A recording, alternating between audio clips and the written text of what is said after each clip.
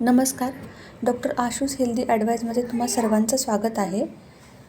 सध्याच्या काळामध्ये असलेली आपली जीवनशैली, बदललेल्या खाण्याच्या वेळा आणि त्याचबरोबर सततचे बाहेरचे खावे लागणे, त्याच्यामुळे काही आजार उद्भवले तर आपण लगेच डॉक्टरांकडे वळतो. ऋतूबदलामुळे अनेकांना सर्दी खोकल्याचे आजार झालेले आपल्याला सततचे दिसून येते. आजच्या भागामध्ये आपण सर्दी खोकल्यावरती अगदी सोपे उपचार पाहणार आहे. तुमच्या घरातील घटकांचा वापर करून तुम्ही अगदी 5 मिनिटांमध्ये ही औषधी तयार करू शकता. चला तर मग सुरुवात करूया आजच्या भागाला. तत्पूर्वी तुम्ही जर चॅनलला सबस्क्राईब केलं नसेल तर प्लीज चॅनलला सबस्क्राईब करा. पहिला उपचार बघूयात.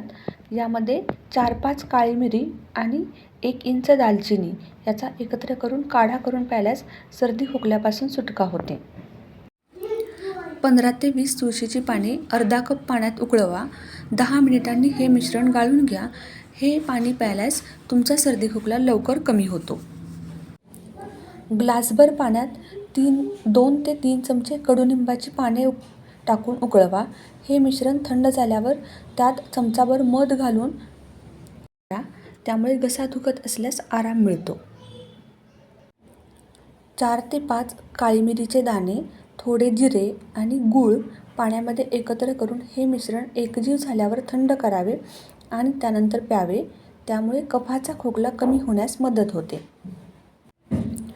आलं बारीक कापून त्याचा रस काढा. त्यात काळी मिरी दाण्यांची पावडर, थोडेसे मध आणि चिमूटभर हळद घाला. हे मिश्रण एकत्र करून त्याच्या छोट्या छोट्या गोळ्या करा. गोळ्या करून अधूनमधून चघळा. त्यामुळे सर्दी खोकल्यावर आराम मिळतो.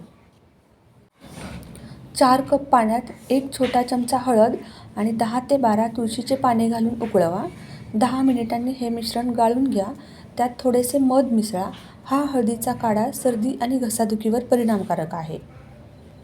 आज मी सांगितलेले 5 ते 6 उपचारांपैकी तुम्हाला जे सोपे वाटतील ते उपचार तुम्ही घरी नक्की करून पहा.